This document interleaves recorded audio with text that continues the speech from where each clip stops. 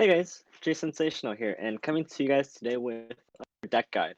This time on a more typical meta deck, I would say, which is Draven Ezreal, the classic Noxus PNZ deck that runs all your favorite control tools, and back this week as the #1 most popular deck on ladder. So I thought it'd be a pretty relevant deck to cover in one of these deck guides this week, especially because I personally myself am not too familiar with this deck, meaning that I had a good fair few games to practice with this deck to see what it's really like. Because my own personal climbing mentality, if you haven't checked the last video that I posted, kind of talks about why it's good to be familiar with all the meta decks. So I'm really excited to show you guys the deck guide for this video, and I have some really cool games following that really highlights the nuances of playing this deck. But without further ado, if you enjoy these kinds of videos, please give the video a like and a subscribe, and it goes a long way. But let's just jump right into it. This deck is pretty basic, or the deck list doesn't vary as much. I think this is a pretty standard deck list. I pulled this off of Swimstream's deck meta tier list, and so this is a pretty standard list that you'll see. To any of you who aren't really familiar of the core of this deck, the two main champions being Draven and Ezreal, and you have a lot of early kind of aggressive mid-range cards like Sump Dredger and House Spiders, your sentries and flocks kind of really control the mid game, and your deck is built to be very heavy on 3 drops because we are running 3 copies of Tribeam and Probulator, which is probably one of the strongest cards in this deck. If you see it in the mulligan, you're very happy about it because you want to be scaling this card early on and then use it in one of your swing turns, which I'll cover in a later bit. You'll also notice that this deck is running 2 copies of Captain Ferron, which acts as this deck's main finisher. Because if you look at the curve, you'll see that we don't run a single card that costs more than 4, except for Captain Farron. Before we move on, I'd also like to cover, I guess, a common misconception of the deck archetype itself. And this kind of matters, kind of doesn't. Some people, it's sometimes just like a semantics type of argument, but for the purposes of thinking about how to play the deck, Draven Ezreal is a mix of a control deck and a burn deck. Now, what I mean by this is, of course, we have our 2 branches, control and burn. So against a lot of aggressive decks like discard aggro, scouts, even Fiora Shen maybe, Draven Ezreal is a very good control archetype to really outgrind the opponent. You have your Mystic Shots, your Scorched Earths, Get Excited, Flocks, Static Shocks, and Tribeams to remove threat after threat from the opponent. But of course, Draven Ezreal also is a burn deck in a way. And this is mostly because Draven Ezreal really lacks healing in these regions to go to the late game. So for like a Targan Acel deck, they run 3 star shapings, which really helps them bridge the gap. But because Draven Ezreal doesn't have access to cards like that, they have to race out their opponent, no matter who it is, really. And of course, we do have some card situation for that particular example. Because a leveled up Ezreal starts chucking damage at the Nexus, we have burn cards that, can be used as removal or it could be used as burns, such as our Mystic Shots and Statics. And we also have Captain Farron, which gives us 12 points of damage in hand when played, and this will really help shut down games very easily. So this is kind of why Draven Ezreal should be thought about as like a control deck with like a burn finisher. The next topic I want to cover is probably one that's the most important thing to think about when playing this deck, is how you can set up these winning swing turns. And what I mean by a swing turn is a turn where, say the opponent's ahead on tempo, they have like a larger board than yours. That turn, you suddenly remove a few of their units, and you generate tempo of your own, and suddenly on that turn, the person with the tempo is flipped. And you have some really good and efficient cards to do so.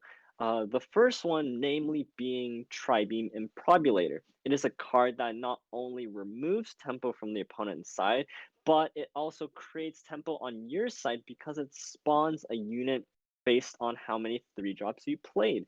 And this is one of the most powerful cards in your arsenal because if the opponent plays like a 5-drop and you have a 5 damage Tribeam, and you also summon another 5-drop. So instantly you pay 4 mana to kill their 5-drop and summon a 5-drop of your own. That is an incredible tempo swing. Beyond Tribeam and Probulator, one of the most efficient cards as well is Ravenous Flock. This is a card that is so powerful as a 1-mana deal 4, and it can be really used to sneak in a swing turn. So if you just ping any of your opponent's units, and you can flock on the next turn to have mana to develop your board, and they can't react to it or don't expect to it, you can also catch the opponent off guard by removing one of their minions for 1 mana, leaving you mana to play your own units. And Scorched Earth kind of follows a similar principle, except of course it costing 3 mana rather than 1. But of course, Scorched Earth can also hit larger targets, like an Aesol or an Eclipse Dragon, or a lot of the big target cards. So these are very important to thinking about how to set up your swing turn and to use them at an appropriate time in order to generate that tempo swing in order to pressure your opponent. Because we are a burn deck and we have a lot of reliable ways of generating late game burn through Captain Farron, if we have one turn where we're just hitting the opponent's nexus for 5-6 damage, often that can be enough to just win the game. And so this is a very important concept that is very hard to conceptualize, but you have to practice this over and over in game. And of course, this is also something that I'm trying to work on myself. And so in these videos, I'll try to really focus on this one point.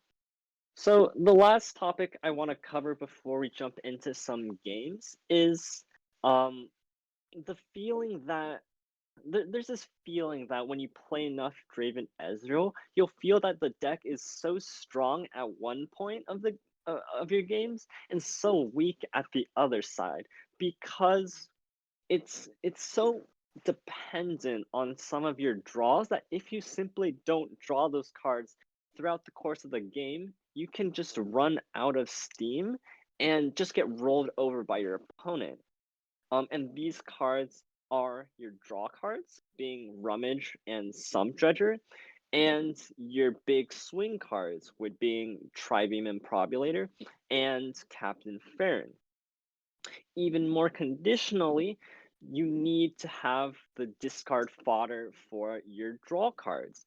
If you don't have like Draven's Axis and an Ignition Bot on board, or have played Sumpwump in the past few turns before playing these cards, you'll often have to discard a card that has value, being like a Mystic Shot, or like like a 1 mana, deal 1 damage Tribeam.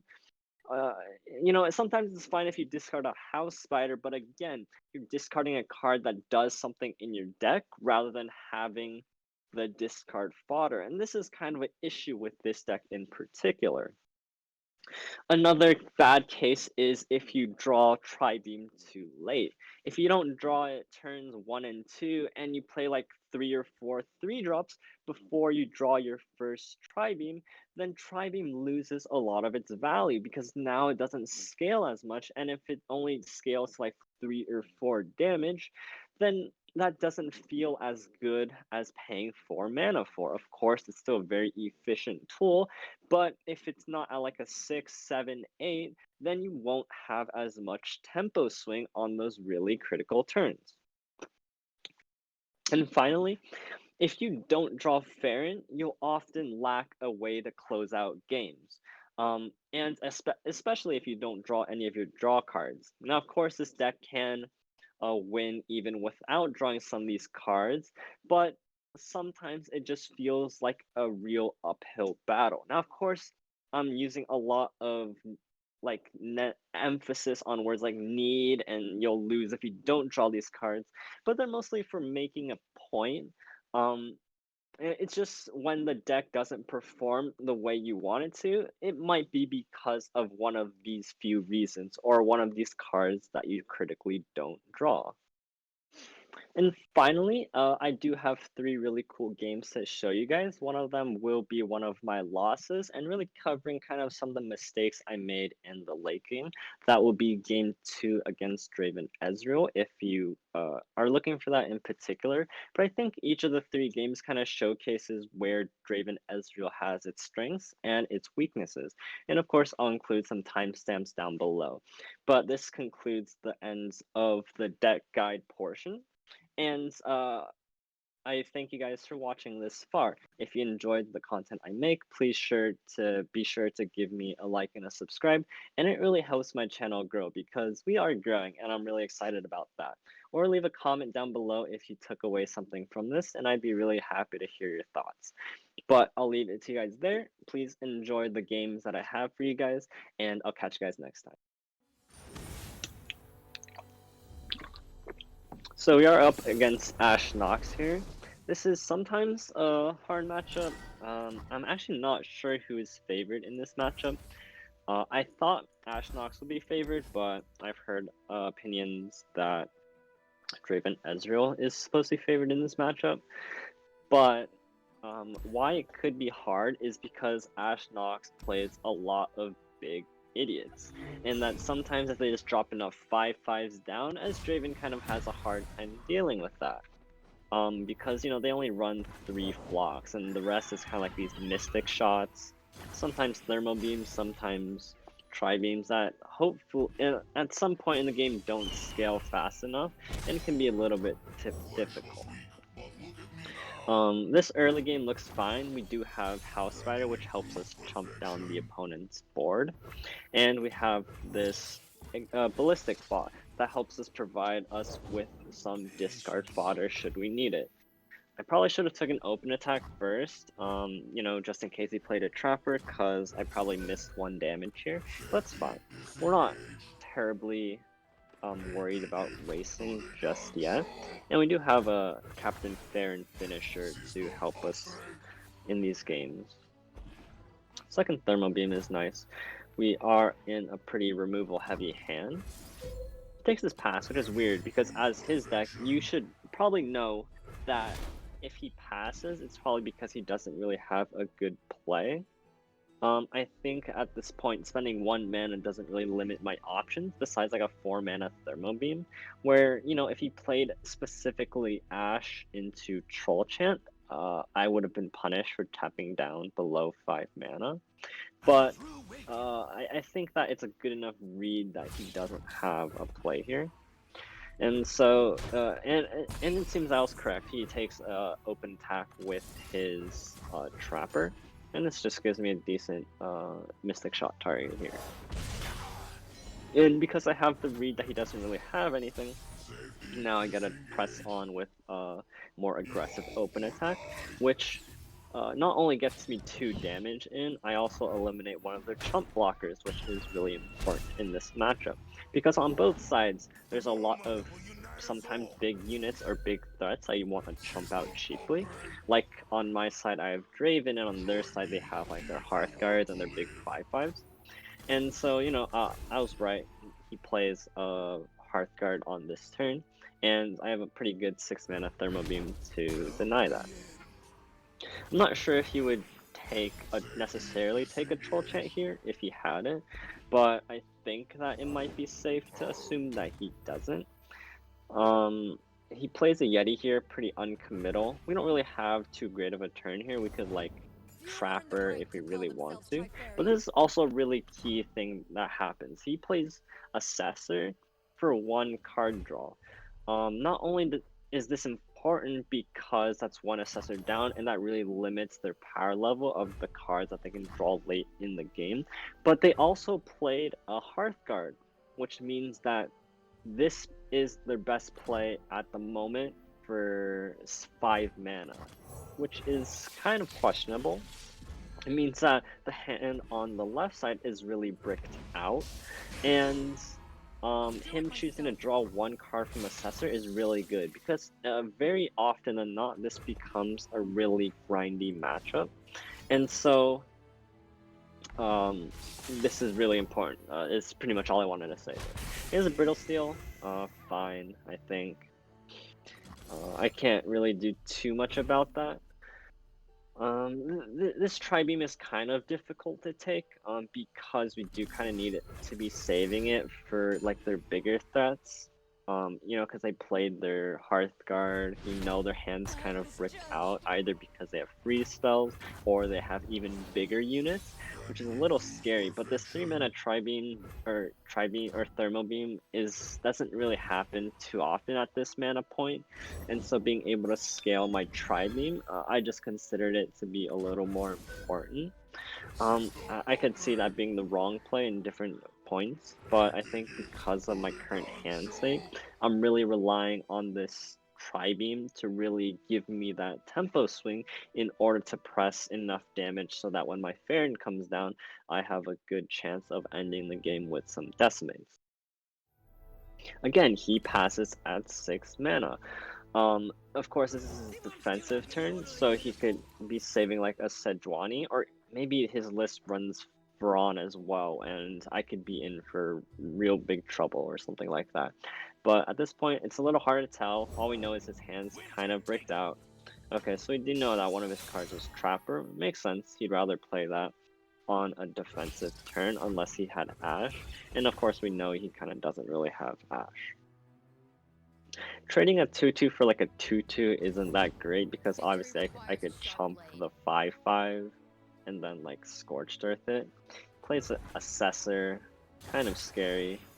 But I have these. He's mainly only threatening the. Ooh, so he did have Farron, and that's obviously kind of scary. But I do have this Sentry in hand. Sentry is one of those really strong cards, which not only can it be used to proc Flock.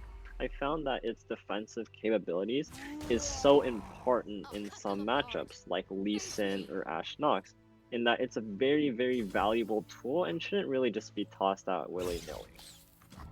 As expected, he kind of takes the trade onto the Ballistic Bot, but at this point, I don't really need it. It's getting chumped out all the way, and I have enough discard fodder in hand.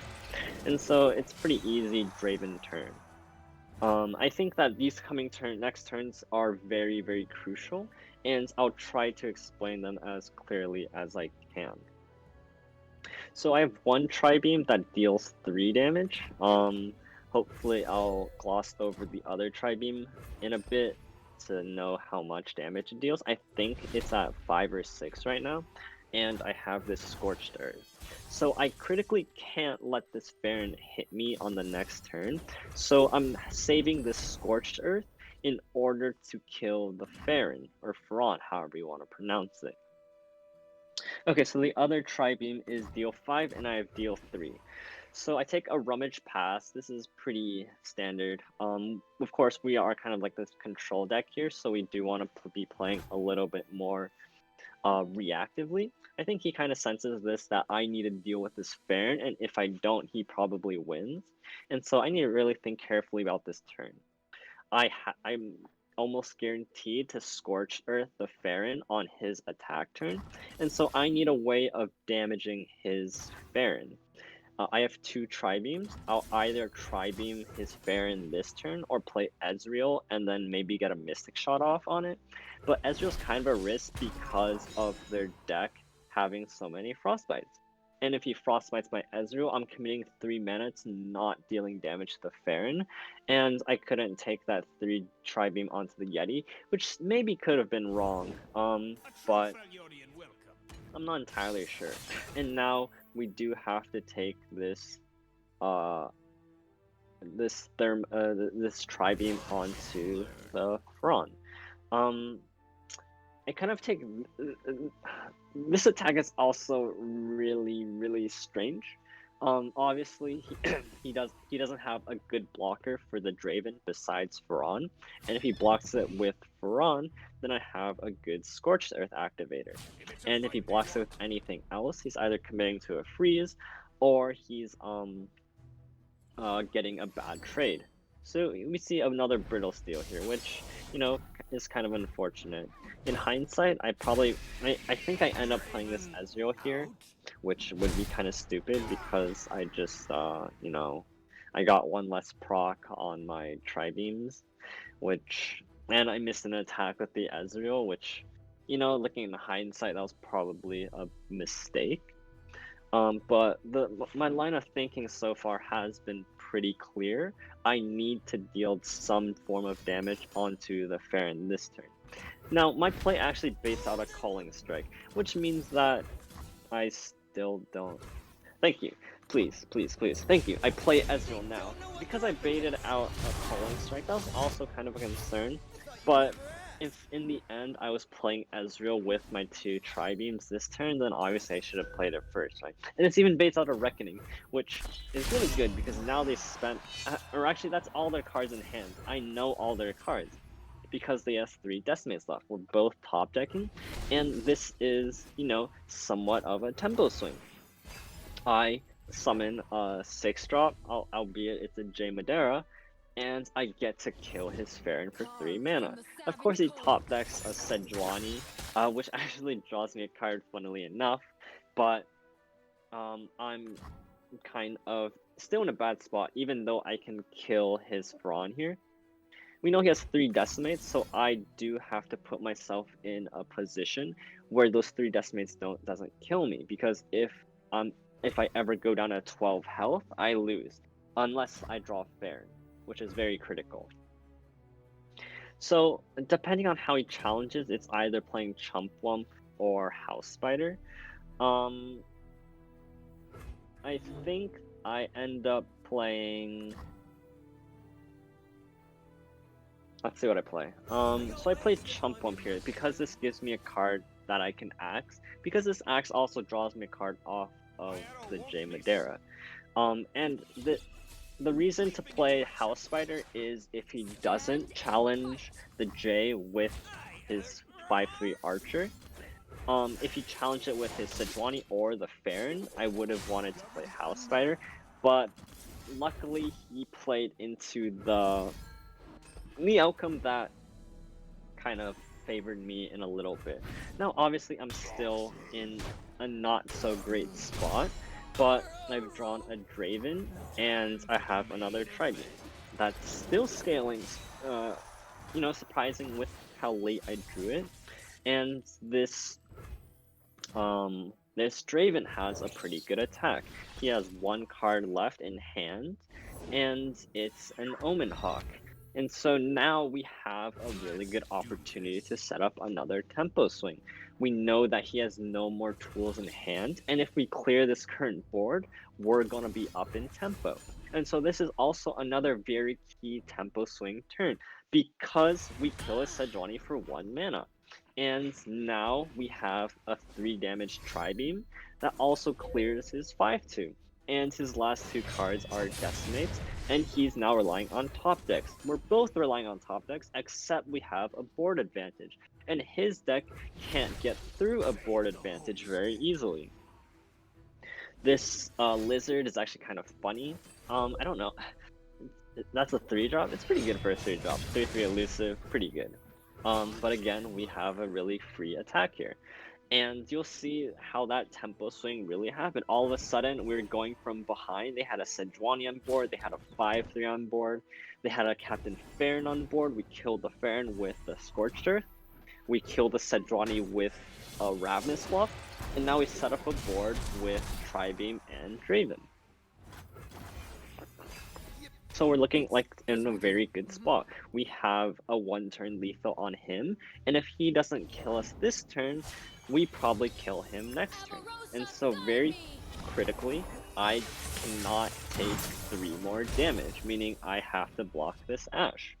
And even if I block the Ashe with the 1/1, I have the Axe plus 2 3/3s, meaning I have 3 3/3s on board. And if he doesn't draw a freeze, then I win.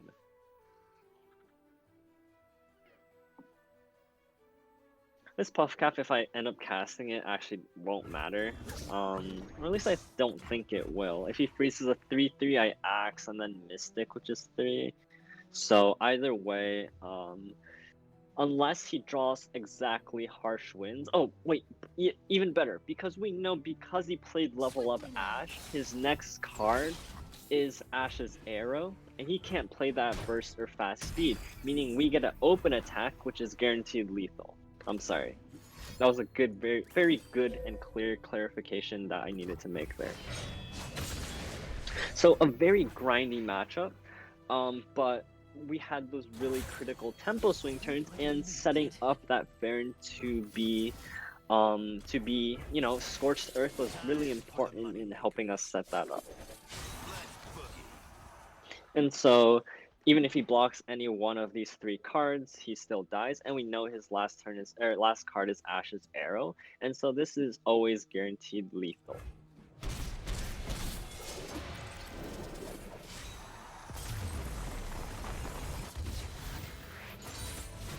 Good game. Okay, so Draven, Ezreal, Mirror. I think this matchup is really about the swing turn. So you're really looking for your draw cards as well as your Tri-Beam, and hopefully you draw into Farron eventually. So I see Ballistic Bot and Sunstretcher, and I'm pretty happy about the keep. I could have hard mulligans a little bit more for like a Tri-Beam and Probulator, but you also do need some early game to block damage from like a House Spider, Ignition Bot early on, because each point of damage really matters, especially when your deck has no heal. So Ballistic Bot, pretty standard openings from both sides. I do have this Tri-Beam, which I'm really happy about. And I actually draw into a second Tri-Beam, which puts me in a really good spot because I've drawn these Tri-Beams as early as I possibly could, meaning before I played a single 3-drop. And my hand is looking pretty decent. I have the tools to kind of stop an aggression from using the Sentry. And I have tools like Double Mystic Shot to slow down his board as well. I think in this particular matchup, you're really wanting to hold on to Tri-Beam for as long as you physically can, because you do want the most value out of the card. So Draven here, I obviously can't block Draven, so this is where House or Sentry comes really into play, being able to stop attacks like Draven. Because Draven is either free deal 3 or you sacrifice a unit against it, and I don't want that. It's the same reason I don't attack into his chump blockers, because of cards like Ravenous Flock. If I damage any of my own units, I'm just playing into his cards, which if you play a lot of as Draven, you'll know that they'll always have a lot of flocks in hand because they're so situational that you need a damaged minion, and that damaged minion isn't always from like a static shock on your end. And so having the minions to trade down or even to damage opponent minions is really important. I'm actually not entirely sure why I went for this attack, because it doesn't seem that great. Obviously, you can't block with Draven, and you can't block with Ballistic. I guess if I'm like blocking my House Spider to the 1/1, then like block doesn't really get that much value. He'd have to static. And I think that's also the reason why he saves his 1/1, because he could block something bigger than a 2/2 later. I'm not entirely sure why I traded on the board here. Maybe someone who's smarter than me could explain, but I really don't know why. Burning equal mana seems fine. He's obviously ahead on board, so I think I want to play a little bit more efficiently with my mana. So I took this Mystic Shot to set up, like, you know, if I draw into a Flock or just this other Mystic Shot, that feels alright. Second Ballistic Bot's not that great. It does set up like a free rummage if I get to Ignition, like in this rummage that pretty freely.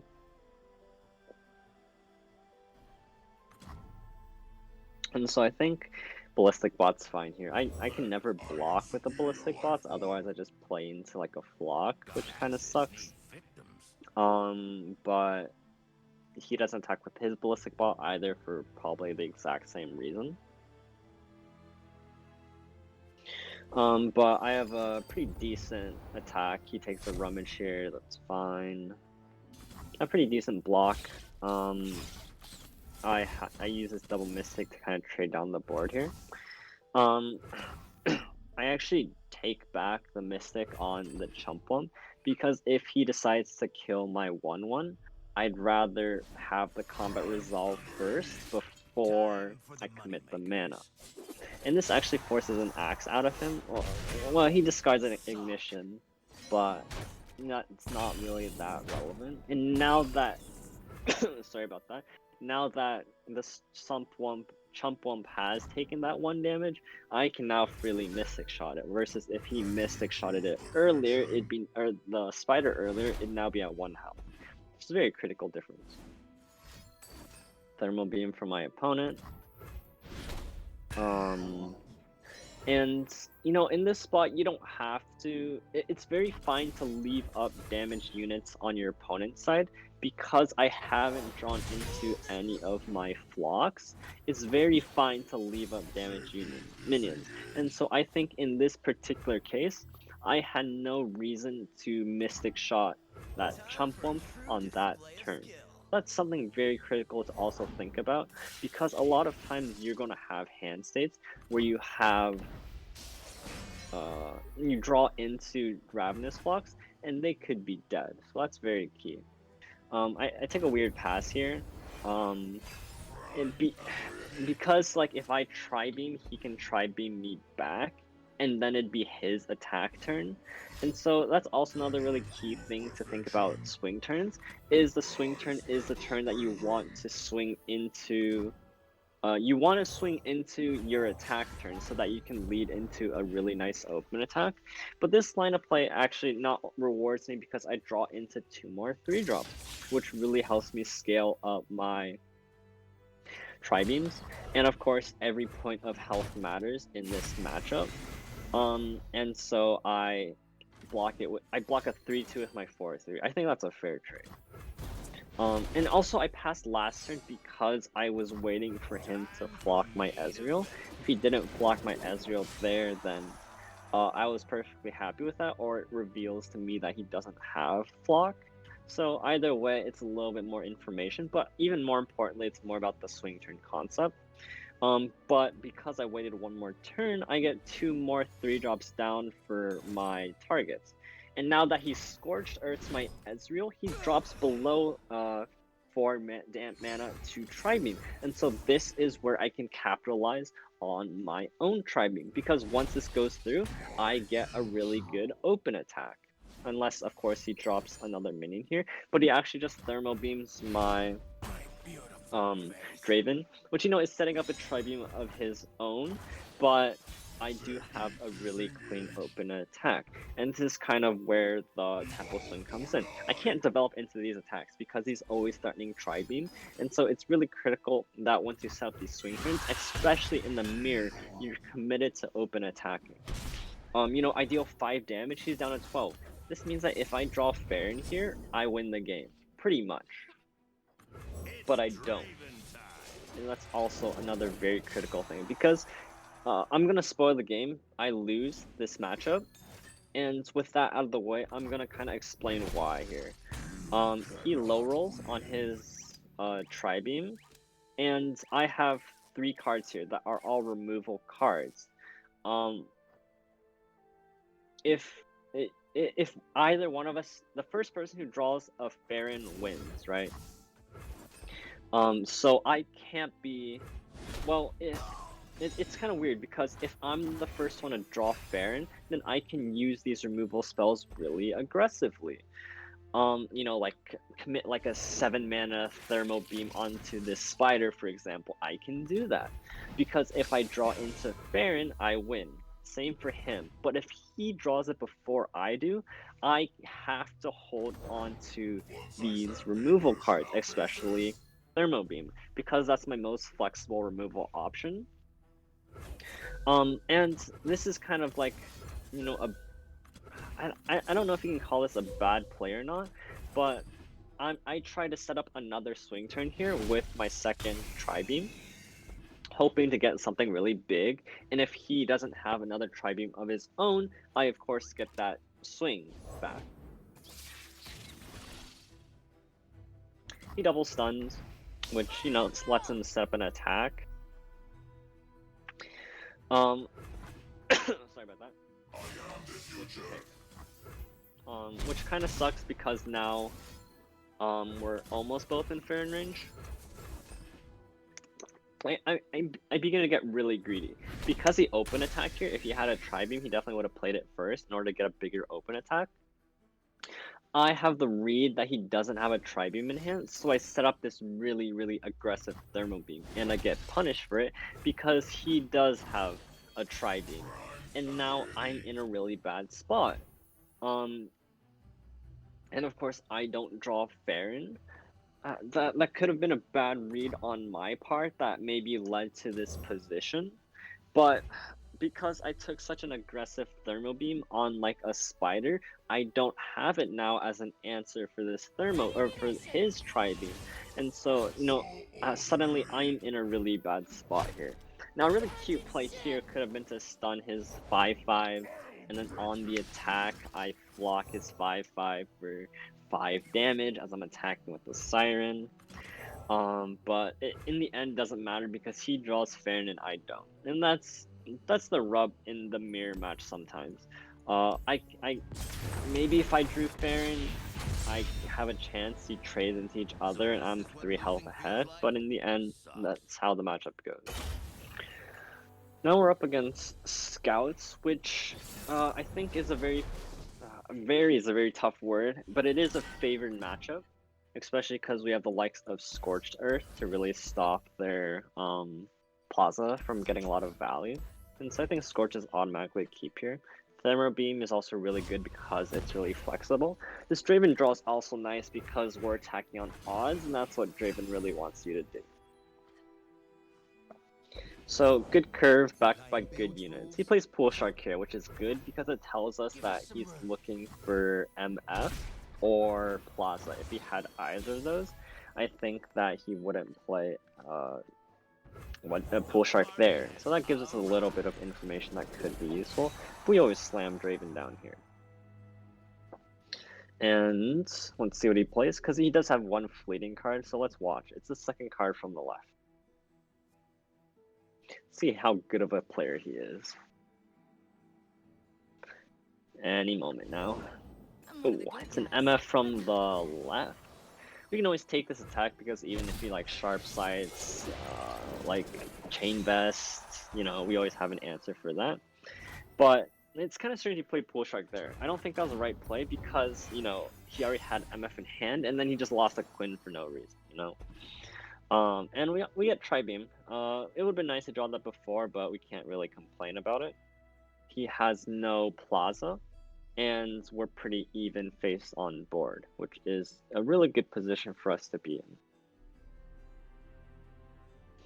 If he plays Plaza, we have the Scorched Earth, and you know, we get even further in a better spot. Which he does. I think he top decked that too. And that gives us the perfect moment to Scorched Earth, which also dings up our Tri-Beam. And I could even take this Thermo on the MF if I want to.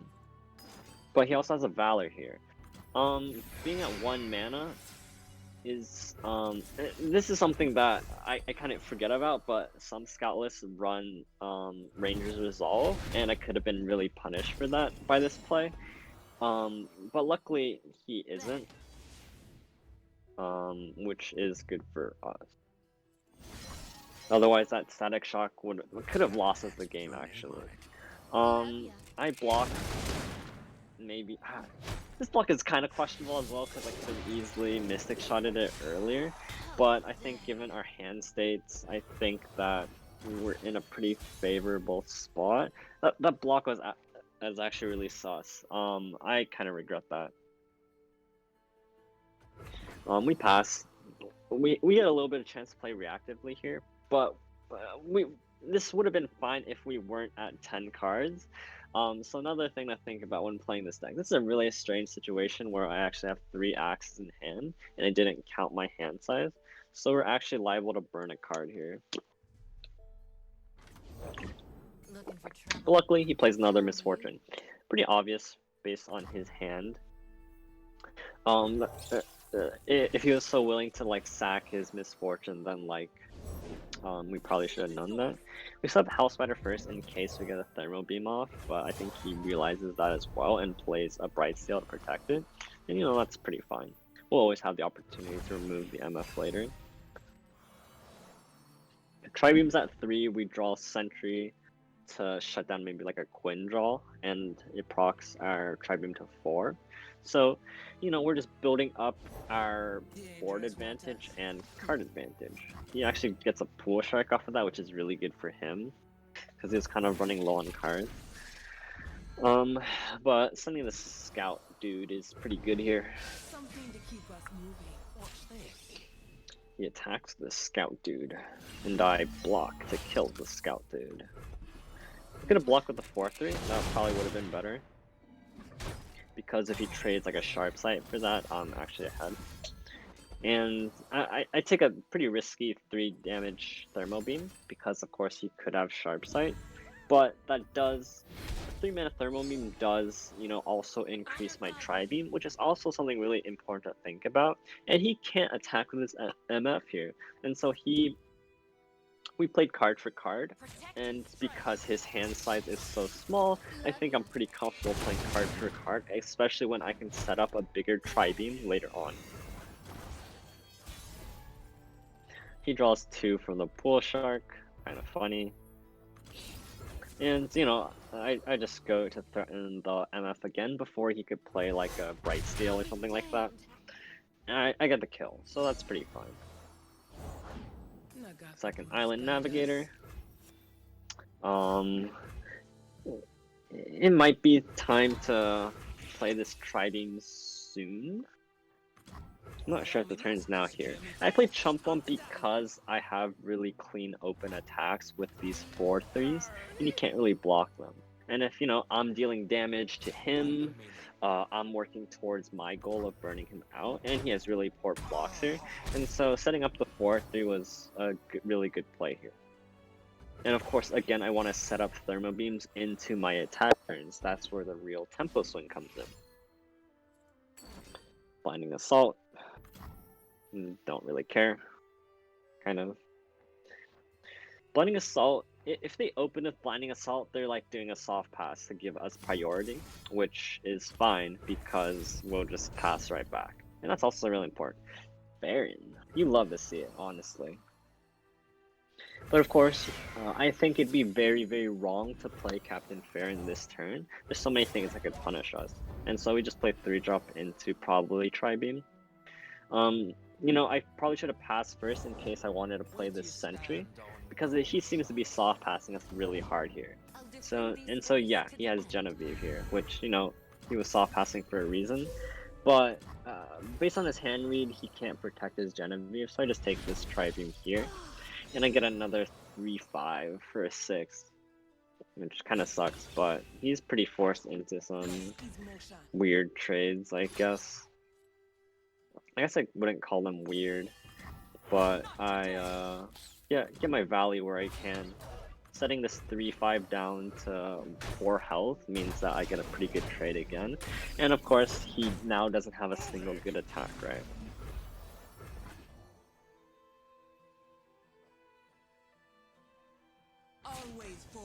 He goes for it anyway, which I think is proper, because he's losing if he's not attacking. But this means I just get to like trade down his board for free. And because I'm not afraid to take this 3 damage, I'm very happy to take this value trade.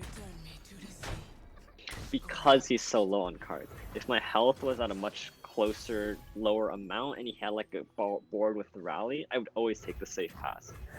I could have played Baron here. There's honestly no reason not to, but for some reason, like I think it's just safer to develop a wide board.